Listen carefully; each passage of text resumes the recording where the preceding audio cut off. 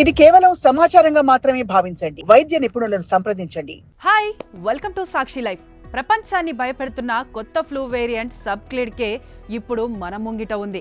సాధారణ జ్వరంలా మొదలై తీవ్ర శ్వాస సమస్యలకు దారితీస్తున్న ఈ వైరస్ నుండి మనల్ని, మన కుటుంబాన్ని ఎలా కాపాడుకోవాలి?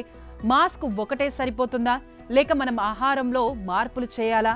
ఈ ఇన్ఫెక్షన్ సోకకుండా వైద్యులు సూచిస్తున్న టాప్ 5 ప్రికాషన్స్ ఏంటో ఈ వీడియోలో క్లియర్గా తెలుసుకుందాం.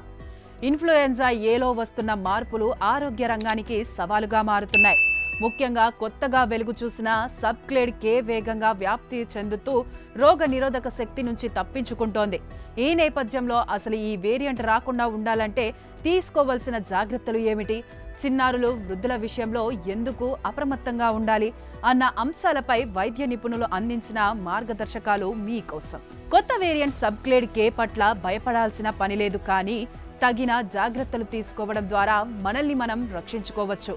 ఎలాంటి వైరస్ను అయినా సరే రోగ నిరోధక శక్తి అవసరం.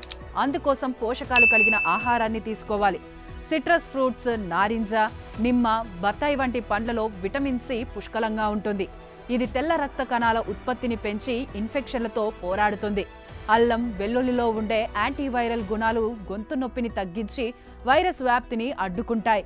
రాత్రి పడుకునే ముందు చిటికెడు పసుపు వేసిన పాలు తాగడం వల్ల శరీరానికి యాంటీసెప్టిక్ లక్షణాలు అందుతాయి.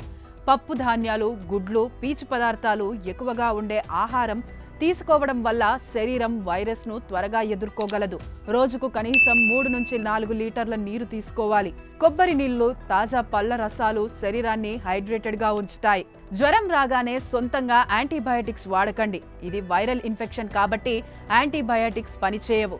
కేవలం వైద్యుల సలహాతోనే మందులు వాడాలి. సబ్బుతో కనీసం 20 సెకండ్ల పాటు చేతులు కడుక్కోవడం వల్ల వైరస్ సోకకుండా కాపాడుకోవచ్చు. తుమ్ముతున్నప్పుడు లేదా దగ్గుతున్నప్పుడు కర్చీఫ్ అడ్డం పెట్టుకోవాలి. వ్యాధి లక్షణాలు ఉన్నవారు ఇంట్లోనే ఐసోలేషన్లో ఉండడం మంచిది. ఇన్ఫ్లుయెన్జా టీకా తీసుకోవడం వల్ల కొత్త వేరియంట్ల ప్రభావం తీవ్రంగా ఉండకుండా కాపాడుకోవచ్చు.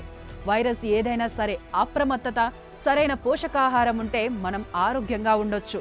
ఈ సమాచారాన్ని మీ మిత్రులకు, కుటుంబ సభ్యులకు షేర్ చేసి వారిని కూడా అప్రమత్తం చేయండి.